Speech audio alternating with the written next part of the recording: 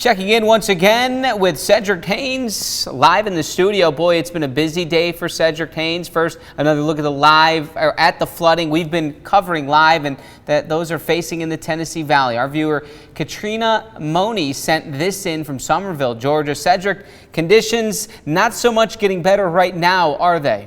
Not too much. Now, the good news is we're seeing a little bit of a lull in the rainfall out there now, so that's allowing some of this water to recede a little bit, but more rain is on the way. Let me show you the 24-hour rainfall total map, and you can see again we had two swaths of heavy rainfall. First, last night around midnight and just after here, making its way up towards the plateau, so areas of Bledsoe, Sequatchie, down towards portions of Grundy and portions of Marion County, and then the second swath there across northeast Alabama and northwest Georgia. So anywhere from Whitwell over towards Altamont, Dunlap, Cagle, averaging anywhere between at least 2 to 3 inches of rainfall, with some pockets over 4 inches of rainfall. But of course, the big bullseye was definitely down to the south and west, right over Chattooga and Floyd counties here, where radar was estimating well over 10 inches of rainfall. Again, right in the Somerville, Tryon area, Lyerly area, we had anywhere between 10 to 12 plus inches of rainfall. Again, this is estimated by radar, but as we take a look at the official Skywatcher reports, you can see we had a wide-ranging number. Look at the numbers here. Over an inch of rainfall from Spring City, near an inch from Dan and Dayton. We had about an inch and a half from David and Rossville, inch and a quarter from Lois and Jasper, and about only 2/10 from Riceville and Cindy.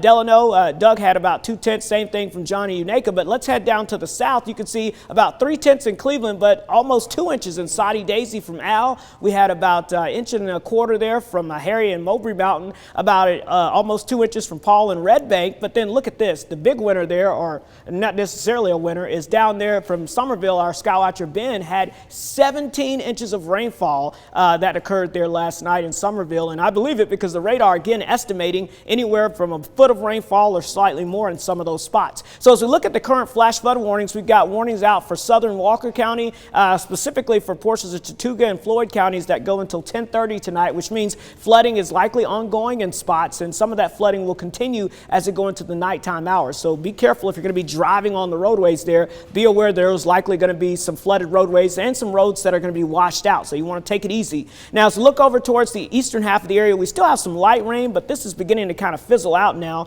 and that same thing is occurring over portions of Cherokee and portions of Clay County back over towards northeast Tennessee. Just mainly some light rain here, but notice we're still going to be dealing with some sprinkles and light rain through the evening hours, and then look at this, we're starting to see more heavier rainfall building up to our south and west, and that's moving off to the north and east. So this is going to be a problem again later on tonight, and especially as we go into our Monday as well. So here's the setup, and you can see what's going on. We've got a front trying to come in from the north and west. We have this area of upper level low pressure that's stalled out along the Gulf Coast. Those are working in tandem to help pull up that deeper moisture out of the Gulf of Mexico. That front is helping to squeeze out all that moisture. It's kind of like a wet sponge. You get a soaked wet sponge, you have a lot of water, you squeeze it, a lot of water comes out in a short period of time, and that's why we're seeing that flooding out there in some spots. So futurecast showing us as we go throughout the evening, patchy areas of rainfall moving on through. This particular model saying we get a little break around the midnight time frame, but overnight more of that rain will start to build in from the south and west again. So off and on rain will be likely tonight,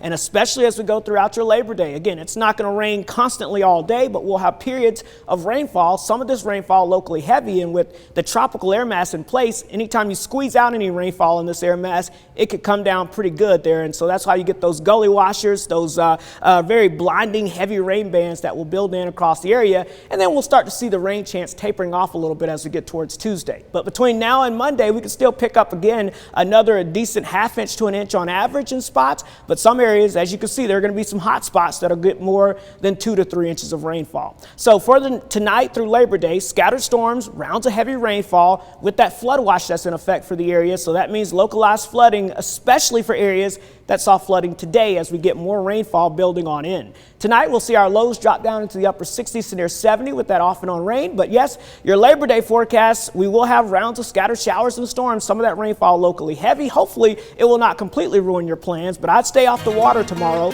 It is a storm alert weather day, and as you can see, temperatures not too bad this week, but the rain chances will continue off and on through most of the week, Paul.